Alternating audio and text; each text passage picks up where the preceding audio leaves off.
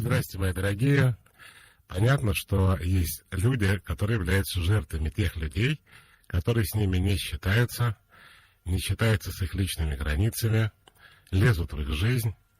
Ну, например, мать, которая задает своей дочери вопрос, когда рожать собираешься, а ты замуж собираешься, ну и что-нибудь в этом духе. А ты работаешь, а что ты не работаешь? Это уже другая мать, уже сыну. Ну, короче говоря, а что тебя на морде? А что так сейчас носят? А что ты так красишься? А что тебе такие ногти? Но это вот то, что обычно бывает между родителями и детьми даже в подростковом возрасте. Ну и между близкими людьми, между друзьями, между родственниками, между коллегами по работе. Очень много в жизни ситуаций, где люди переходят границы и делают вещи или говорят вещи, которые они делать и говорить не должны, не понимая, что этого делать нельзя. Но я хочу расширить вот до чего. Дело в том, что многие люди, они как бы жертвы такого отношения, а есть люди, которые сами не знают, что можно говорить, что нельзя и почему. И я хочу обратиться как бы и к жертве, и к агрессору, чтобы нам звонили и писали и те, и другие.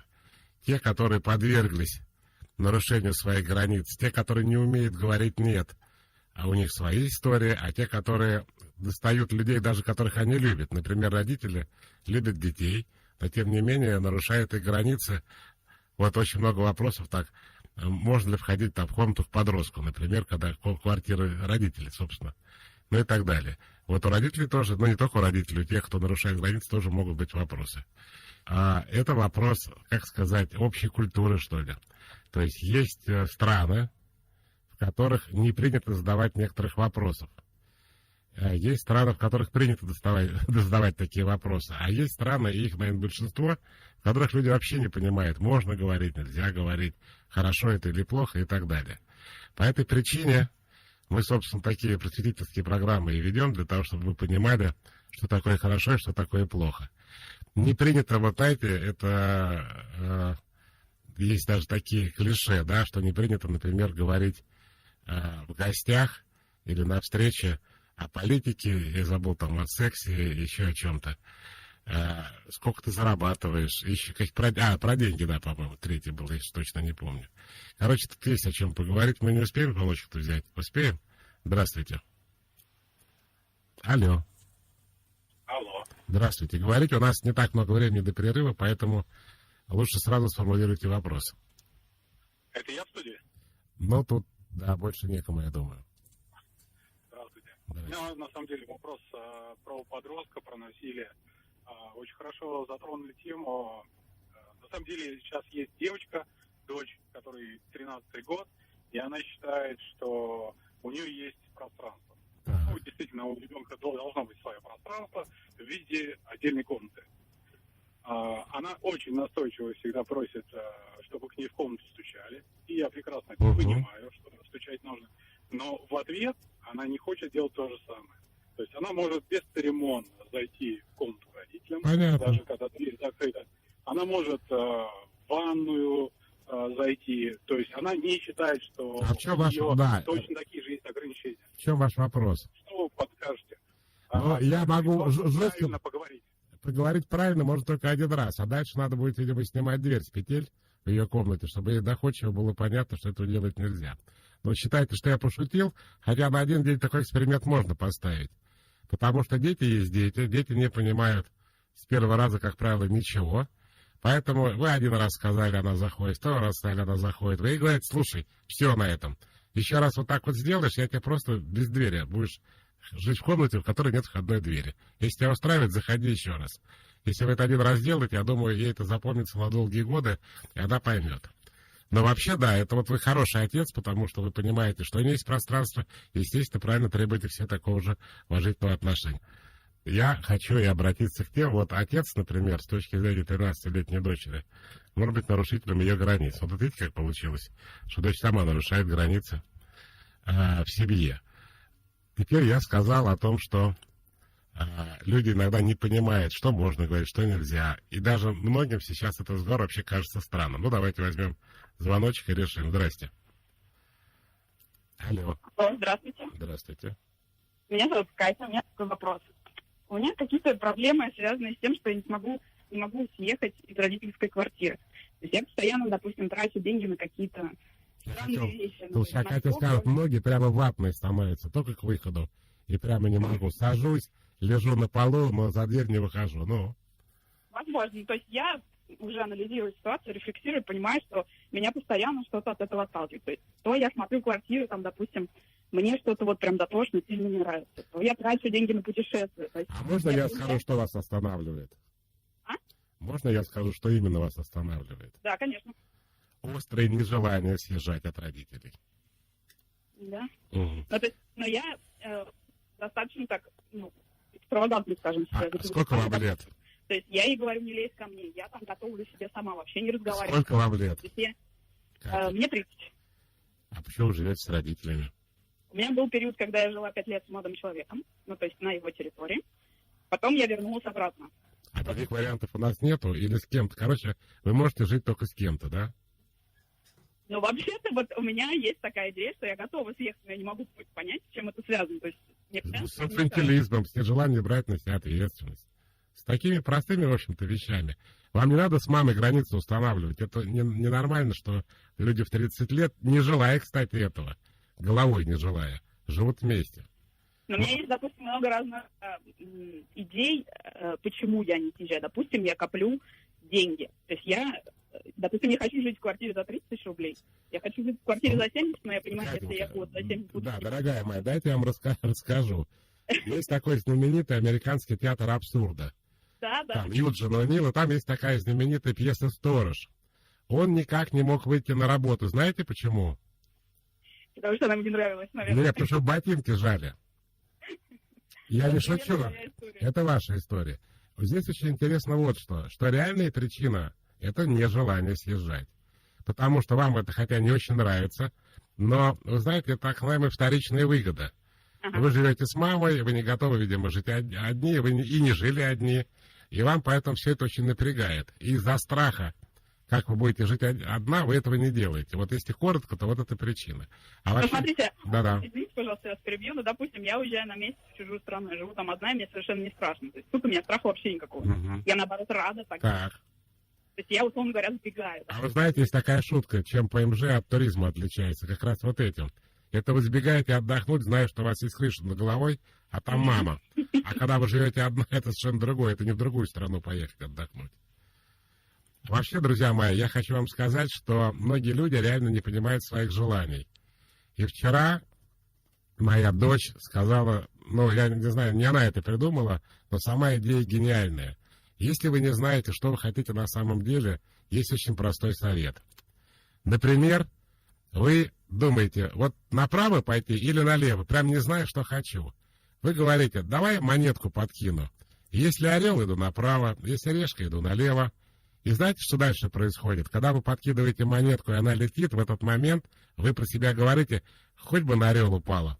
Значит, вы реально хотите пойти направо. И когда вы действительно не знаете, направо или налево, то этот способ нереально помогает, потому что выявляет ваше настоящее желание, которое вы сами не можете сформулировать. Вот там пишет Екатерина. А что она нам пишет? Вот так монитор, прям скажу, неудобно. Ну ладно, как-нибудь попробуем. Так, здравствуйте, меня зовут Екатерина, мне 25 лет. Как защитить свои границы в коллективе? Что не скажу, идут сплетни к управляющей, те же слова идут ко мне, и я знаю, кто это делает. Утиное озеро. Екатерина, в каком смысле утиное озеро? Что это означает, утиное озеро? Я даже не понимаю. Не могу общаться с коллективом, так как не могу доверять им. Как по-доброму среду обитания сделать? Со смайликом спрашивает Катя. Катя, это не так сложно, как вам кажется. Смотрите, вы уже знаете правила игры. То есть вы говорите, вот у меня такой коллектив, что я не скажу, все сразу же сливает управляющий. А потом это опять возвращается ко мне. Но если вы знаете, что такие условия, то чего же вы так прям напрягаетесь, как будто первый раз вы в коллективе? Тогда вы, зная, с кем вы работаете, просто думаете, как у нас говорят, фильтруйте свой базар. Думаете, стоит вам об этом говорить или не стоит вам об этом говорить. Почему? Потому что каждый раз, когда вы открываете рот, вы догадываетесь, что ваши коллеги вас, как бы говоря по-русски, сольют. И как бы вам решать, говорить об этом или не говорить. Вот и все. Не вижу никакой проблемы. Утиное озеро что, Артур хочет? Мне нравятся наши находчивые слушатели. Артур просто прислал картинку «Утиное озеро», из которой я должен был понять, что имела в виду Екатерина. Молодой человек. Вы не поверите, это опять Катя, но уже другая. Редкое имя для России. В отношениях мой молодой человек часто дает мне повод прогибать его границу. Вижу, как он ощущает вину за что-то и готов бежать и искуплять. Я себе не нравлюсь в роли манипулятора, и мне эта атмосфера не нравится. Как мне создать здоровую атмосферу? Игнорировать эти моменты, утешать его? Спасибо. Вот, дорогая Катя, тут вы разные варианты накидали: утешать, игнорировать и так далее. Я вам скажу проще. Если вас не просят, вы можете вообще ничего делать. Вот у меня в правилах все это, в принципе, описано. Сами не манипулируйте. Прямо говорите то, что вам не нравится. И, может быть, с молодым человеком найдете общий язык. Звоночек. Здрасте. Алло. Алло, добрый день. Здравствуйте. Я хочу сказать, что я вот как раз являюсь таким очень классическим манипулятором, когда я манипулирую своим в подростковом возрасте находящимся ребенком, и причем я понимаю, что я вот копирую поведение, которое демонстрировали родители. Я это делаю, я как бы это понимаю, но продолжаю это делать. Как перестать? А что, вот давайте поподробнее, с примерами. Мальчик, девочка, сколько лет, что делать? Девочка. Вот, например, отец все время, там, не знаю, в детстве, ну, вот в подростковом возрасте, например, говорит, вот что ты накрасилась, вот что ты намазала пальцем, например, да, вот именно в таких формулировках, да, или там еще что-то там, переоденься, да, вот такие какие-то вещи. В итоге моя собственная дочь сейчас с маникюром, с какими-то безумными стрижками, выкрашенными волосами. И я понимаю, что меня это раздражает до такой степени, что я делаю те же самые замечания, ловлю себя за кончик языка и продолжаю делать те же самые замечания. А сколько лет вашей дочери? Алло. Да. Сколько лет вашему ребенку? 13. Ну, это она должна в этом возрасте все это делать. И вопрос ваш в чем? Как перестать ее постоянно дергать за вот эти все вещи? Вы знаете, я вам предложу один аргумент, может быть, он на вас как-то подействует. Когда она делает это в 13 лет, это раздражает, но это как бы детские забавы, да? А представьте себе, что вы запрещали, ребенок дошел до 18 лет, 20 лет, и когда некоторые уже выходят замуж, она в это время начинает вести себя как подросток. Она пробует курить, пробует выпить, странно одевается, странно красится. Это будет не раздражать, это будет очень вас нервировать. Там уже не раздражение будет, там будет чувство страха. Типа, насколько адекватная у меня дочь, не сошла ли она с ума, странно, что в ее возрасте она себя так ведет, или она так одевается. Ну что, действует уже? Уже легче стало? Ну, то есть дать отболеть вот этими детскими болезнями в детстве? Да, дело в том, что это реально, ну, такое для страшное для многих родителей зрелище, когда их 30-летняя дочь ведет себя как 13-летняя. Я сейчас, кроме того, что вы сказали, еще хочу сказать, что вообще контроль над детьми, запирание детей дома и лишение их всяких детских развлечений может привести к тому, что ребенок, рано или поздно же вырвется от родителей. Но это будет уже неприятное зрелище, когда взрослая тетя ведет себя, как будто она с головой совсем не дружит, потому что она пытается, взять как бы свое 13-летнее, то, что ей не давали. Подумайте об этом. Вот эта грань, вот где можно отпустить вожжи, да, а где надо, то есть мое... Где ребенок не наносит ущерб жизни и здоровью, там можно отпустить. Как бы чем бы дитя не баловалось, главное, чтобы не какало, как говорится, чтобы не плакало. Так, добрый вечер, Михаил. Хочу задать вопрос о личном пространстве пожилых родителей. У меня создается такое впечатление, что я мешаю, когда прихожу проведать пожилого отца. Около 20 лет он живет один. Это нормально или это уже старость? Слушайте, тут есть варианты. Смотрите, какое дело. Я не знаю, но вы могли бы спросить отца в лоб, типа, папа, тебя раздражает, что я тебя навещаю? Но тут есть один нюанс. Дело в том, что ваш отец может находиться в депрессии, если он пожилой, и он вообще никого видеть не хочет. Не в смысле вы его раздражаете, а если у него просто раздражительная депрессия, и тогда он вообще ведет себя достаточно странно и неприятно, потому что он болен, и у него депрессия. Как вариант такой может быть. Тогда надо ему предложить все-таки к доктору сходить. Здрасте. Алло, здравствуйте, Михаил. Да, добрый день. Я бы хотела такой вопрос задать. У моего мужа есть брат, мы все очень хорошо общаемся, вот, и, общались до того, как он женился. И как только он женился, его жена систематически просто нарушает мои границы. Она нарушает границы всех родственников, но говорю, видимо, или замечаю это только я. А как она это делает? Поделитесь опытом. Ой, она это очень мило делает. На вроде, ой, Оля, у тебя после родов такая милая походка, как у пингвина. Ой, а почему у тебя такие волосы растут большие на ногах? Вот такое вот все. То есть это вроде как бы комплимент, но показать какие-то недостатки, ущемить, то есть девушка заведомо понимает, в чем она ущемит, может ущемить другую девушку.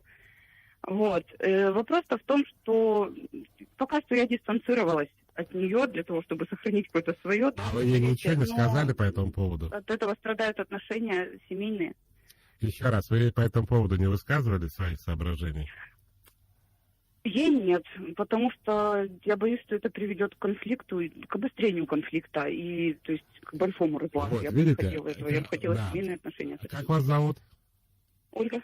Оля, вот смотрите, мы наконец дошли до ситуации, почему человек, границы которого нарушает, об этом не говорит. Из-за страха. Люди не говорят «нет», потому что боятся. Вы первый человек, который, собственно, вот это и демонстрирует. Я не говорю о том, что мне это неприятно, потому что я боюсь, что будет конфликт. Я правильно вас понял? Да. То есть я страдаю из-за страха, говоря по-русски. Вот если, как сказать, подытожить, да, наш разговор, а вы страдаете, вам это неприятно, и вы молчите, потому что вы боитесь. Главный страх. У вас, конечно, есть объяснение, что если я открою рот, будет еще хуже, так мы хоть как-то общаемся, а так никак не общаемся, и так далее. На самом деле, кроме страха, там нету ничего. Пожалуй, да. Просто мне так страшно потерять отношения семейные и стать вообще, даже, наверное, стать... У меня к вам вопрос. Вот вы, например, говорите, согласно, вот у меня в правилах реально все написано. Там написано даже, как выяснять отношения. Вы читали вообще мои правила? Правила я читала, но я им пока, опять-таки, не решаюсь следовать полностью. Нет, там есть, конечно, достаточно тяжелые, и они должны быть применены только при тяжелых неврозах, когда человек действительно уже в тупике. В вашем случае у вас просто даже какая-то легкая проблема. Вот смотрите, 3 правило называется следующим образом. Если тебе что-то не нравится, должен сказать об этом сразу и только 1 раз. 6 правило. Выясняя отношения, говорить только про себя, используя местоимение первого лица. Я или мне. Теперь давайте применим эти 2 правила в практике. Ваша, как она называется? Шурин? Невестка? Не знаю, невестка, пусть она называется. Как? Она невестка. Невестка, да. Говорит, Оля, что у тебя такие большие уши, да, как в красной шапочке? И тут Оля ей говорит, послушай меня, мне не нравится, когда так со мной разговариваешь. И если ты еще раз так скажешь, то, говорите. Говорите. Я не знаю, чем бы я могла ей пригрозить. То, наверное, я бы, не знаю, я бы не смогла с ней перестать общаться. Я не могу найти ту точку, ту санкцию, которую я могу к ней применить. А вам зачем с ней общаться? Вы любите друг друга? Она вам вообще зачем нужна? Она радует брата моего мужа радует его брат. То есть вы являетесь жертвой сразу нескольких людей, да? Как вы считаете? Что только в вашей голове происходит? Нет, вы можете ей не говорить, вы можете так сделать, это без разницы. Вы говорите, я не люблю, когда ты со мной разговариваешь, или мне не нравится. Дальше, она это повторяет, но все равно, скажете вы это или нет, согласно правилам, у вас есть 2 опции. Первая, мне уже все нравится, а вторая, до свидания. И тут вы говорите, Михаил, да вы чего, у меня мир рушится, моя жизнь уже становится, черт знает чем, я потеряла брата. Нифига. Во-первых, ваш брат может ее поставить на место. И если он к вам хорошо относится, обратите внимание. А если он выбирает свою жену, то нафиг вам такой брат? И так далее. Зачем вам такой муж, который ржет, видимо, когда она делает вам замечание, я не знаю, что-то ему нравится, то, что она вас пытается опустить. И последнее, что вам было приятно. Зачем она это делает? Рассказать вам? Да. Она все настолько не уверена, что она пытается оттоптаться на вас, типа, да у меня волос в ногах гораздо короче. Или Ну, то есть она типа круче, чем вы, она лучше, чем вы, она ради этого все делает. Она как бы показывает, что, ну, как бы вот она такая, а вы черт знает что. И она как бы из-за этого, то есть она пытается свою самооценку поднять, опуская вас. Понимаете, да? Ну да, пожалуй, да. Решение вам придется самой принимать. У меня все. Звоните, я пока почитаю. Добрый день, мне похожая ситуация, как у Кати, которая путешествует и живет с мамой. А уж хоть путешествовать без мамы. Но я инструктор по горным лыжам, моя работа связана с горами. Я уезжаю в сезон в горы работать месяц на 3-6, а потом возвращаюсь жить к маме на месяц или 2. Так я мотаюсь между горами и домом уже 10 лет. Порой я не возвращался домой 1,5 года. В прошлом году сломала руку и лишилась работы. Прожила 8 месяцев дома с мамой. Тогда я поняла, что надо что-то менять. Я не могу ответить на вопрос, почему я до сих пор не могу переехать в горы навсегда. Как только я начинаю жить одна, налаживается сразу все и с деньгами, и с мужчинами. Не могу понять, что мне мешает принять решение, в чем моя выгода жизни с мамой. Ведь мы постоянно, чего спорим и ругаемся. Еще с нами живет мой 44-летний брат. Мне 35. Я понимаю, что это нездоровая обстановка. Да. Прямо не знаю, что сказать. Но дело в том, что вы как бы, получается, у мамы не живете, а вы не как бы ночуете. Потому что живете вы, в горах. А к маме вы перекантоваться едете. Тут немножко другая ситуация. Когда вы будете иметь свой дом и жить, где-то, то вы поймете разницу. А пока вы как воин сверхсрочник, который к маме на побывку приехал. Это разные вещи. Я бы не стал сравнивать. Вы не как у Кати. Добрый вечер. Здравствуйте. Алло, здравствуйте. Говорите, пожалуйста. Меня зовут Мария. Скажите, пожалуйста, у меня такая проблема, тоже связанная с работой и коллегами по работе. Дело в том, что меня очень часто на работе могут там обидным словом назвать, там, идиотка, извините, что это неэфирное слово и так далее. Но это еще мягко, это происходит при всех. Я не могу ничем ответить, поскольку это человек старше меня по должности. Вы сейчас скажете, что это происходит из-за заниженной самооценки, но... Нет, подождите, а какая логика? Вы сказали. Вот знаете, как звучит? Когда меня называют идиотом, я не могу не ответить, потому что этот человек брюнет. Вот так это примерно выглядит. Так. Ну, вы сейчас то же самое примерно сказали. То есть человек старший по должности делает невозможным никакой ответ. Я правильно вас понял? Ну, да. А как? Объясните, чтобы я тоже понимал, почему. Что у вас в голове за такие светлые идеи? Например, я там сделала что-то не то по работе. Нет, почему вы не можете ему ответить, я не понимаю. Потому что у меня, я не знаю, у меня просто какой-то страх возникает, замкнутость. Ну, давайте обсудим. Вот вы ему сказали... Да, тут нельзя употреблять многих слов. Да.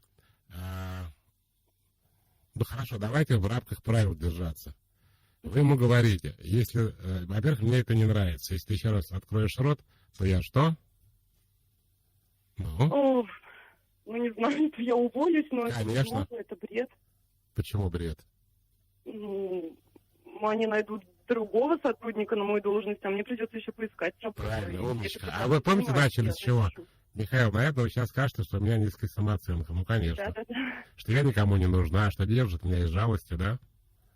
Есть такое. Ну, вот видите, как мы сейчас распутываем клубок под названием «Почему я все это терплю». Вы в себе не уверены, вы считаете, что вместо вас другого найдут. Поэтому терпите, да? Да, что делать, не подскажете? Ну, для начала быть готовой остаться без работы. Вот мой директор, у меня есть прекрасный директор Наталья. Она говорит, хватит людям одно и то же говорить, работайте на себя, не будет проблем. Не все могут работать на себя. Во-первых, я думаю, что все могут работать на себя. Во-вторых, если по-другому вопрос поставить, то это лотерея. Может быть, вы найдете коллектив, где начальник так не говорит, а может быть, кто-нибудь так будет говорить, и вы что, будете вечно ходить с работы на работу, правильно? Ну, конечно, нет. А чем вы занимаетесь на этой работе? Я тексты пишу, копирайтер. Ну, это же чистый фриланс. Да, но просто мне сейчас платят более-менее нормально, а я боюсь, что если я уйду на фриланс, то не буду получать тех денег. Правильно я понимаю? Так как вы копирайтер, да? Стихотворение называется «Что я еще готова терпеть за деньги». Ну, получается так, да. Видно. Да, подумайте об этом. И перестаньте себя жалеть, это ваш выбор. Потому что они орут, это неадекватные люди. И мы их не будем обсуждать. Но то, что вы из-за того, что вы в себе не уверены, из-за того, что вы, может, боитесь, что денег будет меньше, это терпите, это у вас вопрос к себе должен быть. И если вы на себя возьмете ответственность, что я это терплю, это мой выбор, вам хотя бы не будет себя жалко. А сейчас вы себя жалеете, правда? Ну, да, не буду врать, да. А зачем вы себя жалеть? Хотите работать, не хотите, не работайте. Говорит, Михаил, они платят хорошо, значит, вы выбираете деньги. Угу, поняла вас, Михаил, спасибо вам огромное. На здоровье. Так, добрый день, Михаил. Слушай вас, засомневалась, не инфантил ли я. Нет, вы не инфантил, вы инфантилка, вы же женщина. Нужно ли составить список взрослых поступков наподобие жить отдельно от родителей, завести ребенка, собаку, начать выполнять? Или я могу жить, как я хочу, вместе с родителями, если мне нравится? Вот. Хорошая постановка вопроса и хороший поворот в разговоре. Вот смотрите, если вам нравится, то совет да любовь. Я вообще ничего против не имею, если 70-летний сын живет с 95-летней матерью, потому что им так удобно. Но мы говорим о людях, которые страдают от этого. Катя не сказала, что ей нравится. Катя сказала, что я хочу уйти и все время не ухожу. Вы меня, пожалуйста, не путайте, друзья мои. Я помню, что я говорю. И что наши слушатели говорят, я тоже помню. Ситуации, в которых родители живут с детьми в полной гармонии, очень редко, но, наверное, бывает. В жизни вообще все бывает. Но обычно, когда ребенку уже 13-14 лет, уже начинается конфликт поколений. Ребенок доживает из-за того, что он ребенок, до 18-20, если он там учится на дневном отделении, и потому что он не может уйти. А потом, как только он взрослеет, Наталья меня прям перехвалила, и настоящий полковник, и речь как песня. Спасибо, Наташенька. Вот. То, ну, он уходит. И у него прекрасные отношения с родителями. Тут еще, знаете, в чем проблема? Мы являемся частью животного мира. Я рекомендую для тех, кто не понимает, о чем наши передачи, посмотреть «В мире животных», Animal Planet и другие передачи. И вы увидите, что все животные так живут, что когда дети вырастают, они из стада, из общины, из семьи уходят, иначе они сдохнут просто. Они не могут до старости животных лет жить с мамой и папой, потому что они будут не самостоятельно, не научатся охотиться, не научатся прятаться и так далее. Им надо самим себя как-то проявлять. Душераздирающее зрелище, я помню эту передачу, когда показали, что происходит со слонами, когда им исполняется, я сейчас не хочу врать, мне казалось, 4 года. Когда слонику исполняется 4 года, его родственники, те еще сволочи, конечно, его выпихивает из стада. И он реально плачет, прям показывает. Мать, тетки прямо хоботом его по заднице бьют и дают его вали отсюда, и толкает его, чтобы... То есть люди, говорят, слоны куда-то идут, и он идет вместе с ними. Такие сначала трогательные картинки, слоник родился и ходит под ногами у мамы. Он такой маленький, что он там умещается. Потом он растет, и когда вот ему около 4 лет, по-моему, его выпихивает из стада, и он не хочет уходить. Прямо как наша Катя. Он опирается и начинает плакать, а они его все время выталкивают оттуда. И в какой-то момент они идут вперед, а он останавливается. И после этого он идет своей дорогой. Ну, то есть, он понимает, что вот все обратно не возьмут. Это неприятные процедуры, но после этой процедуры слон может за себя отвечать и может выживать. И если так было дальше, он бы жил, да, то они бы его кормили, ну и так дальше, корма бы не хватило, вообще полный бред. У него ни семьи, как говорится, ни жены, ни детей. Может, это была слониха, тогда у нее не было бы мужа. Короче, так природа устроила, что все подросшие щенки, включая человеческого детеныша, должны в какой-то момент жить отдельно. Бывают исключения, но мы сейчас не говорим об исключении, где человеку самому не хочется жить с родителями, но он боится жизни. Ну что, звоночек попробуем. Здрасте. Здравствуйте. Говорите, пожалуйста.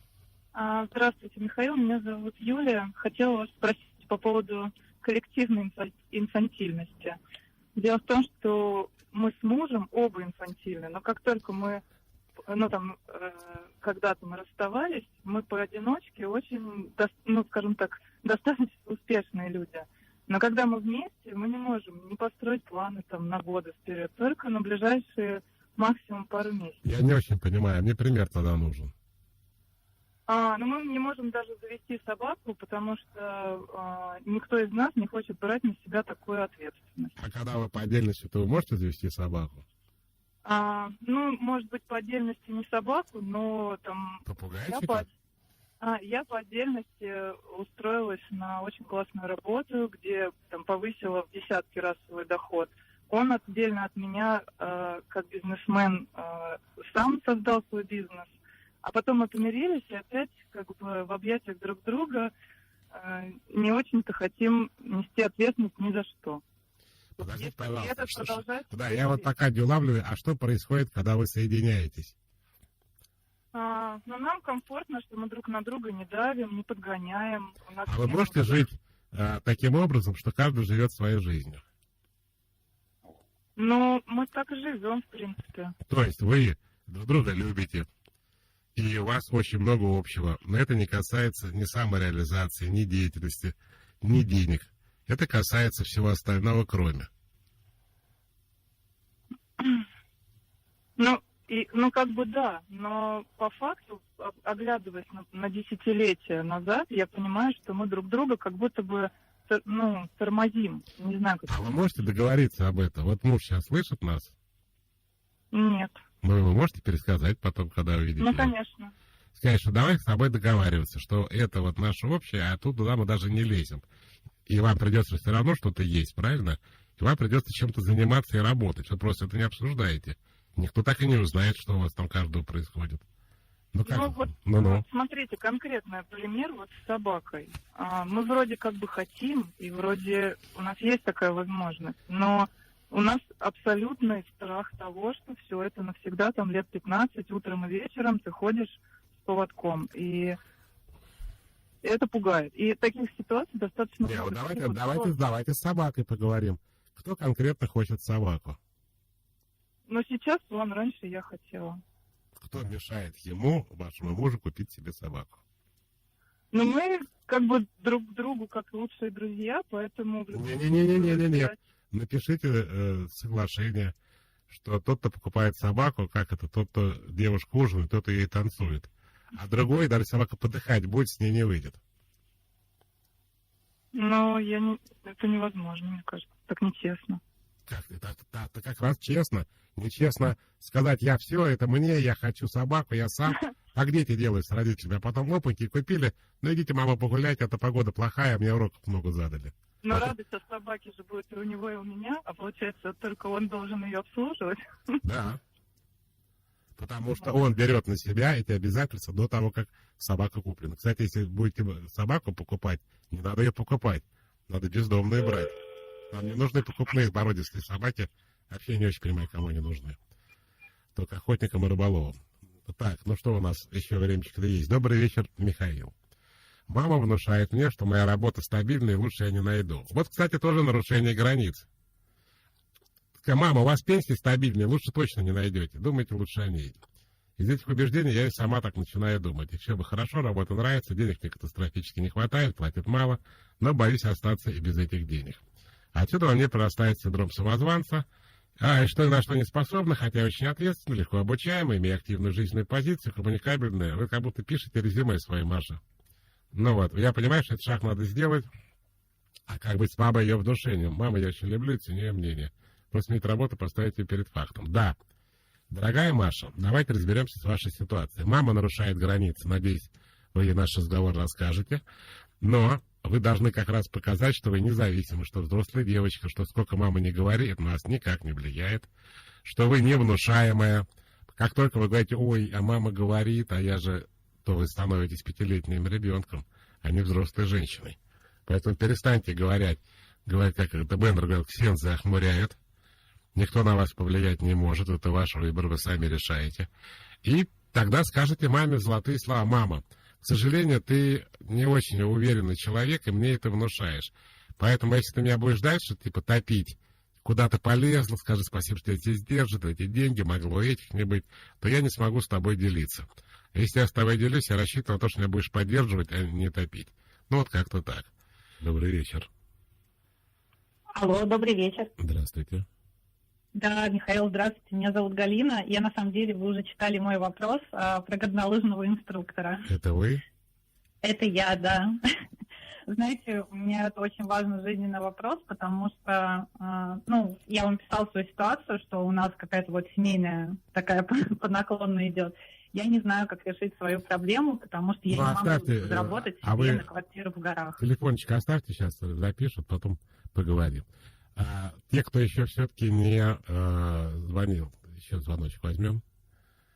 Здрасте. Алло. Здравствуйте. Здравствуйте. И все? Меня зовут Ирина. Очень приятно, Ирина. И теперь все. Взаимно. Или что-нибудь еще скажете? Мне 39 лет.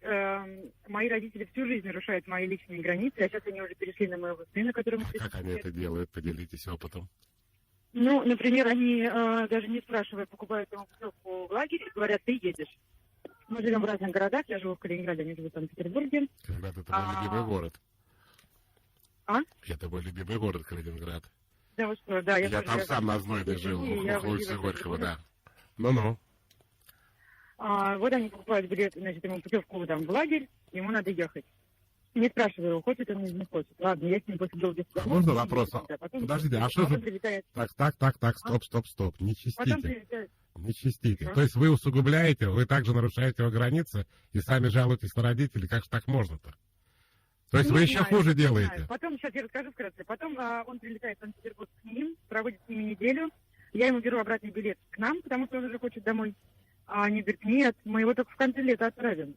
Нет, у нас тут большая обширная программа, мы хотим с ним общаться, мы хотим, чтобы он тут занимался всем. В общем, вот этим летом ситуация была такая, что я его уже выдернула оттуда, все-таки мы его забрали, и с июля месяца мои родители со мной не общаются. Я могу теперь твои 2 копейки вставить?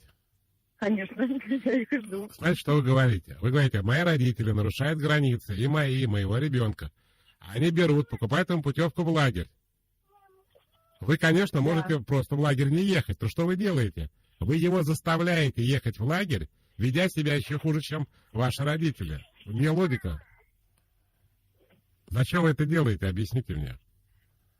Ну вот летом я уже поставила точку, потому что я всегда боялась конфликта с родителями, я боялась, что они будут ругаться, потому что всю жизнь они на меня ругались, всегда на меня давили, и я была всегда под страхом родителей. Ну, теперь у вас есть ребенок. Вы для себя вряд ли с ними бы начали, конечно же, конфронтацию. Но у вас есть ребенок, которого вы как мать хотите защитить. Вместо этого вы давите на него. То есть родителей мало оказалось.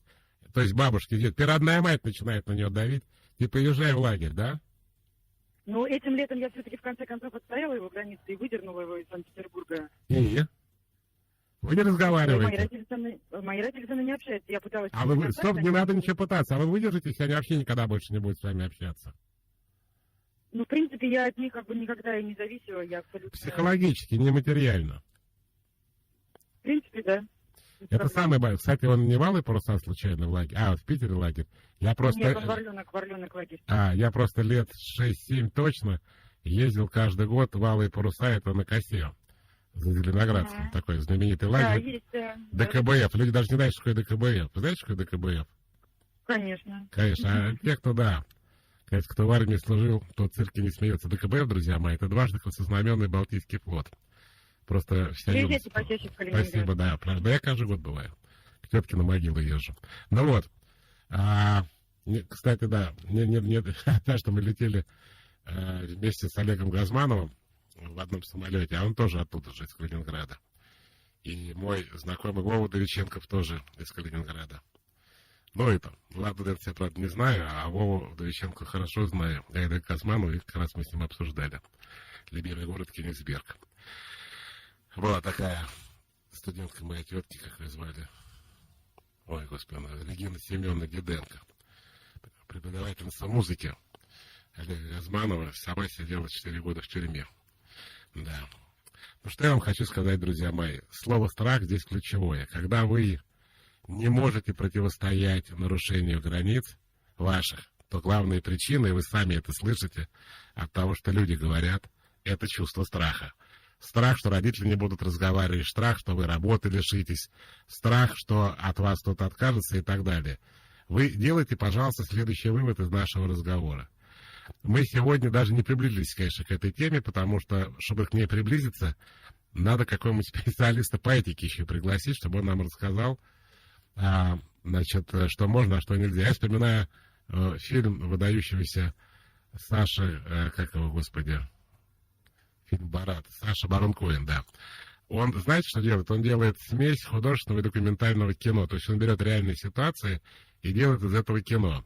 Он пошел на курсы по этике и стал это снимать. Ну, сидят люди, преподавательница говорит: друзья мои, добрый вечер, я вам расскажу, что этично, что не этично, и бла-бла-бла. Он ее спрашивает: а где у вас туалет? Он говорит: ну, туалет у нас под лестницей, зайдете. Он возвращается и несет в пакете какашки, кладет их на стол. Говорит: вы что, идиот, что ли? Вы что делаете? Зачем вы какашки на стол кладете? Он говорит: так я ж поэтому пошел на курс этики, чтобы понимать, а что нельзя, это не этично. Вот так он делает в своей фильме. Друзья мои, со временем мы начнем понимать и отстаивать, и не нарушать личные границы. А пока прощаюсь с вами до следующего вторника. Пока.